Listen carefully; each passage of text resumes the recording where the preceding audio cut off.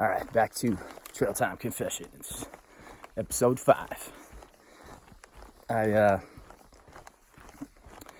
just ran into a guy who was hiking, and this year is the year of the SOBOs, southbound thru hikers, because the weather is on our side, and all the northbounders, shouldn't say all, but I would say a good portion of them have been flipping.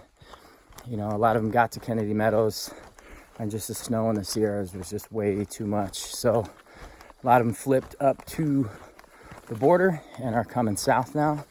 But some also just skipped the Sierras and are heading north, continuing their north journey. So it just seems like a lot of drama to be a northbounder this year, with just dealing with stuff with the trail. So the southbounders are definitely staying a lot more consistent with their trekking, and I think are going to have a much higher success rate of doing the complete trail. So that in itself is a positive motivator for me, knowing that, you know, I picked a good direction. And so, you know, it's going back to what motivates me on the trail.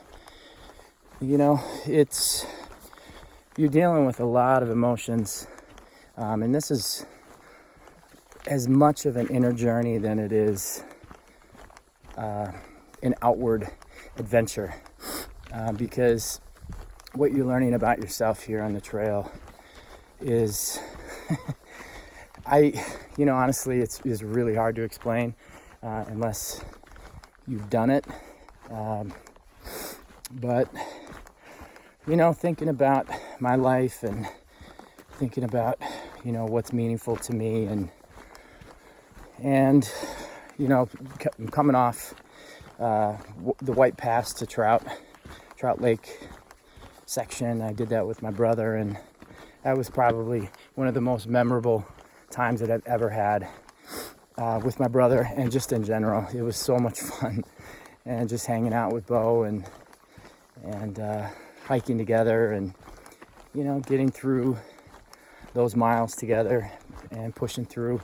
I know he was hurting pretty bad, and it was just fun. It was just good, clean fun, hanging out, and good quality time. And coming into White Pass, you know, I did four 20 plus days, and that was a huge motivator for me, knowing that I was going to see my brother, and that, you know, we're going to be able to spend some time together.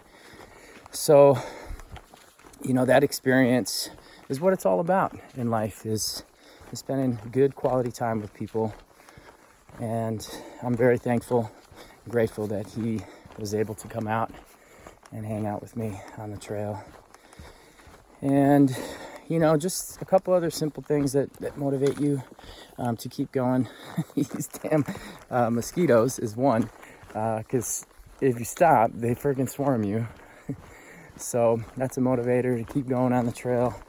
You know, when your body's hurting, man, it sucks. It really does. And, you know, you could be 50 miles in, you could be 60 miles, you could be, you know, 10 miles off of a town and hurting.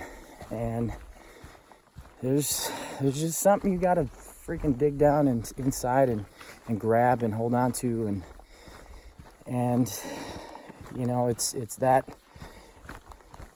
idea of digging down deep is what motivates you, because you just got to do it.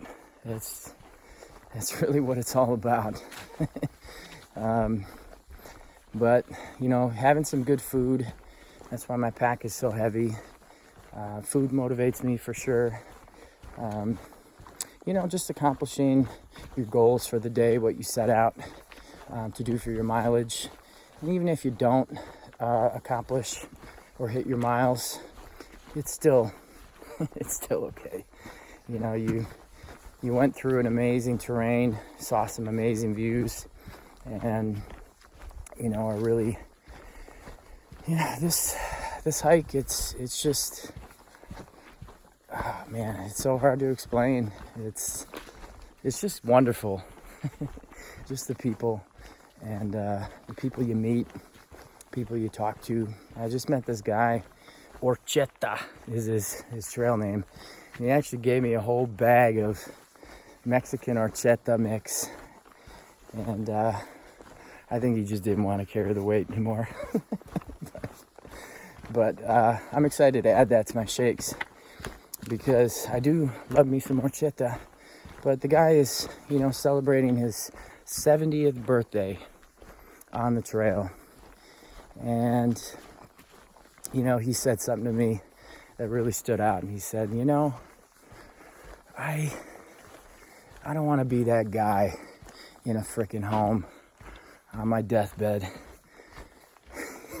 I want to be that guy who gets eaten by a great white surfing at 75.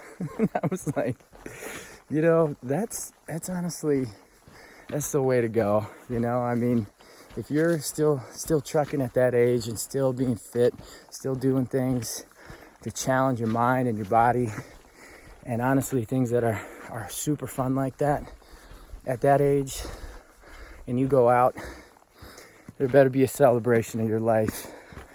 And just know that, whoever went out at that age doing that kind of thing, they went out with a smile. And just hearing that story about, this guy and, his life and what he's been able to do, and just being fit, living life like that. It's a great motivator for me on trail, knowing that he's almost double my age and he's doing this shit too. And so, people can be a motivator. Just, seeing somebody double your age kicking ass on the trail. He's doing 20-mile days too. So I know if he can do it, I know he's probably got some aches and pains, and I know I can do it too. So, getting up in the morning can be a challenge, and I think that's why, I do take a little bit of time in the morning to get up. A lot of these guys, these ultralighters, are getting up in 15-20 minutes out the door. Well, out the camp. And I struggle to get up, get moving in the morning. I don't know what it is, but I do like to take my time and enjoy my time in the morning.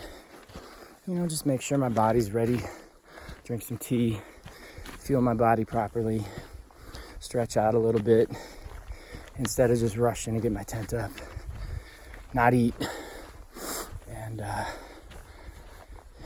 just, hit the trail. So a lot of people take lunch breaks.